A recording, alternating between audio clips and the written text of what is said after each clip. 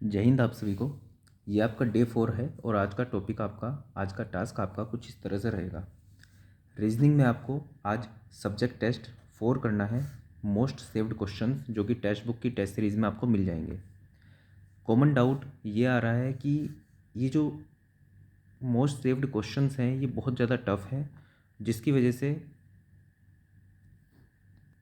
आप सभी लोग ज़्यादा स्कोर नहीं कर पा रहे हैं। मतलब जो नॉर्मल एग्ज़ाम में बच्चे 45 प्लस मार्क्स गेन कर लेते हैं, इसके अंदर 30 मार्क्स लाना भी बड़ा मुश्किल हो रहा है। तो अभी कुछ 4-5 टेस्ट तक आप यही ट्राई करो।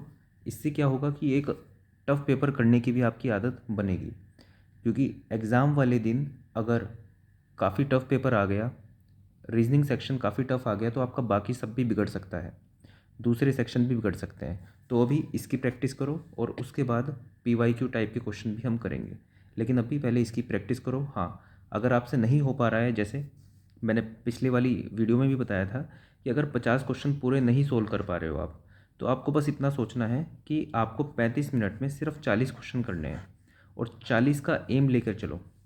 और जब ये हो जाए तो बाकी के 10 क्वेश्चन, बचे हुए क्वेश्चन आप टाइमर सेट करके 10 मिनट में कर लेना।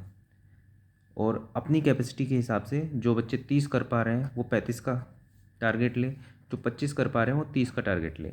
लेकिन ये टफ़ क्वेश्चन तो आपको करने पड़ेंगे, क्योंकि कैसा भी पेपर आ सकता है। तो रीजनिंग आप सब्जेक्ट टेस्ट 4 करोगे। जीके में सभी के geography, polity, history, static GK, GS, इन सभी सब्जेक्ट्स के आप चैप्टर टेस्ट 4 करोगे। ये भी आपको टेक्स्ट बुक की टेस्ट सीरीज़ में मिल जाएगा। और चैप्टर टेस्ट 1, 2, 3, ये जो आपने पीछे क्वेश्चन किए थे 10-10 क्वेश्चन, इन सबको रिवाइज कर लेना। रिवीजन में सिर्फ इतना होगा, आपने कहीं पे नोट डाउन किया होगा, एक बार रीडिंग मार लेना, क्योंकि रीडिंग मारने में भी कई बार हम टाइम नहीं निकाल पाते। तो अभी मैं आपको बता रहा हूँ कि आपको आज रिवीजन करना है, तो इसको रिवीजन कर लेना आज। करंट अफेयर में आज जनवरी 2024 का आपको पढ़ना है, तो फेब, मार्च और अप्रैल, ये जो आपने पिछले 3 दिन में किए हैं इसको भी कर लेना। तो आज का जीके का टास्क कुछ ये रहेगा, 1.5 की जगह 2 घंटे ये खिंच सकता है। टेक्निकल की बात करते हैं। टेक्निकल में आप आज आपको टेक्निकल बूम करना है सोम का। 2.5 घंटे, लगभग 2.5-3 घंटे में आपका ये कंप्लीट होना चाहिए। मैं इतना ज़्यादा समय आपको इसलिए देने के लिए कह रहा हूँ कि सिर्फ पहली बात तो एक से लेके जितने भी सोम के चैप्टर्स हैं, हर चैप्टर के 10 क्वेश्चन हो जाए, तो इतना सफिशिएंट टाइम होना चाहिए कि ऐसा ना हो कि आप 7वें चैप्टर पर पहुँचे और आपके 8 क्वेश्चन हुए और आपका टाइम ख़त्म हो गया, तो आपने 8, 9, 10, 11, 12 ये आखिरी के 5 चैप्टर छोड़ दिए। ऐसा नहीं होना चाहिए। आपका हर एक चैप्टर के 10-10 क्वेश्चन एटलीस्ट पूरे होने चाहिए, ताकि हर एक चैप्टर का रिवीजन आपका हो सके, पहली बात। दूसरी बात ये कि इतना टाइम इसलिए है ताकि कोई क्वेश्चन आपको ऐसा लगे कि इसका कॉन्सेप्ट मुझे देखना है, सिर्फ आंसर देखने से, सॉल्यूशन देखने से पता नहीं चल रहा है, तो आप नोट्स ओपन करके इसको एटलीस्ट देख सको, थोड़ा सा रिवाइज भी कर सको उस टॉपिक को, इसलिए इतना ज़्यादा टाइम है। अगर आप ये बहुत जल्दी कर पा रहे हो तो थोड़ा सा टाइम और दो, और जो कॉन्सेप्ट आपको नहीं आते जिस भी क्वेश्चन के, उनको भी करने की ट्राई करो। अच्छा, विश लिस्ट में एक डाउट ये था कि आप लोग चाहते थे कि मैं आपको टॉपिक्स भी दूँ, तो अभी मैं उतना टाइम नहीं निकाल पा रहा हूँ कि आपको टॉपिक्स दूँ, लेकिन हाँ, एक जिस तरह से मैं करता था उस तरह से मैं आपको बता रहा हूँ चीज़ें। आप आज टेक्निकल पैकेज करोगे SSC जेई PYQ।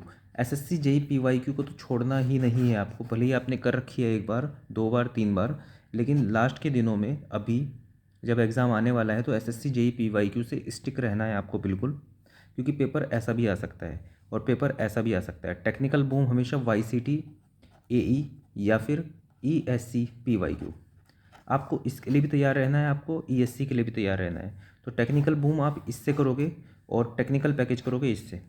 तो SSC जेई PYQ का लेटेस्ट पेपर जो भी आपने नहीं किया है उसको सबमिट करना है। उसके टेक्निकल के क्वेश्चन नंबर 1 से लेके 100 तक जाना है। विश लिस्ट कैसे चूज़ करनी है वो मैं आपको बताता हूँ। इसका टाइम अब 5 घंटे कर देना। कैसे करोगे आप इसको? 2.5-2.5 घंटे के सेशन में कर सकते हो, या फिर 1-1 घंटे के सेशन में भी कर सकते हो। कैसे करोगे? टेक्निकल पैकेज ओपन करोगे आप, पहला क्वेश्चन आपने ओपन किया, आपसे हो गया।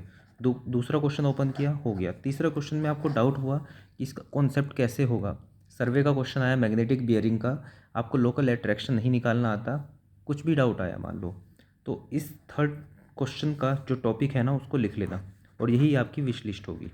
तो विश लिस्ट आप टेक्निकल पैकेज से बनाओगे मतलब।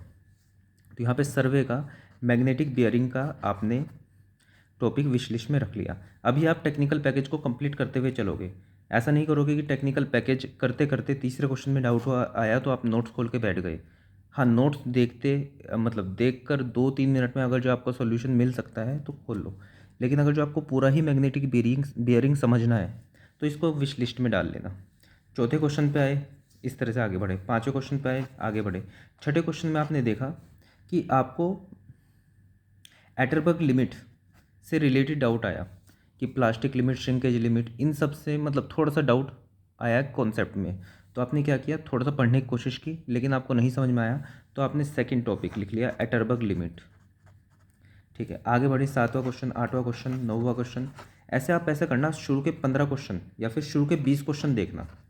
शुरू के जब 20 क्वेश्चन हो जाएं, अब जैसे मान लो 15वें क्वेश्चन में आपको आया डाउट कि ILD, इन्फ्लुएंस लाइन डायग्राम, इससे रिलेटेड डाउट आया कि मैंने आज तक पढ़ा ही नहीं है इसको, तो एटलीस्ट इसका बेसिक जान लूँ। तो थर्ड टॉपिक आपका विश लिस्ट में ऐड हो जाएगा ILD, इन्फ्लुएंस लाइन डायग्राम।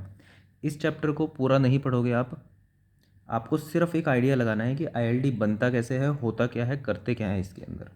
तो शुरू के 20 क्वेश्चन में आपको विश लिस्ट के कुछ टॉपिक निकालने हैं।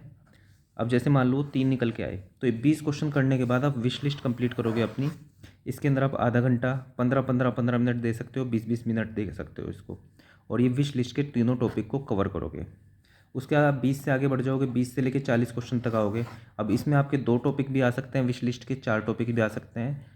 जिस हिसाब से आपकी तैयारी है उसके हिसाब से आ सकते हैं, या फिर क्वेश्चन कैसा आया है उसके हिसाब से आ सकते हैं। तो आप अब अपनी विश लिस्ट इस तरह से बनाओगे, और ध्यान रहे जितने भी टॉपिक आप विश लिस्ट में कवर कर रहे हो आपको लिखना है 1 2 3 4। जैसे इस डेट को इतने विश लिस्ट के टॉपिक मैंने कवर किए, उसके बाद अगली डेट को मैंने इतने विश लिस्ट के टॉपिक्स कवर किए। इससे आपको कॉन्फिडेंस बहुत ज़्यादा आएगा। क्यों? क्योंकि आप जब देखोगे कि ये टॉपिक्स वो हैं जो आपने अभी कवर किए हैं, आखिरी के 20 दिन में कवर किए हैं, अब तक आपको इनके बारे में नहीं पता था, या फिर आपने इनका रिवीजन नहीं किया था, या फिर थोड़ा बहुत देखा था और आपको ज़्यादा नहीं पता था, लेकिन आपने ये टॉपिक्स कवर किए हैं, नए टॉपिक कवर किए हैं, तो अलग से आपको कॉन्फिडेंस आएगा।